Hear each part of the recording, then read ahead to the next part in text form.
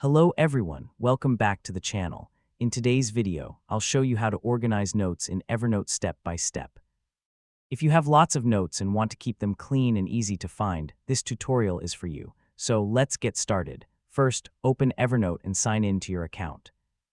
Once you're on the home page, click on the Notes section from the left-hand menu. Here you'll see all of your saved notes. Now, open the note that you want to organize. First, update the title to make it more clear and meaningful. A good title helps you find your notes much faster in the future.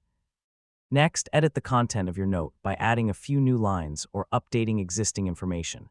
Keeping your notes up to date makes them more useful and easier to understand. After making your changes, remember that Evernote saves everything automatically. You don't need to click a Save button because all your edits are saved instantly. Now go to the search bar at the top and type the title of your note.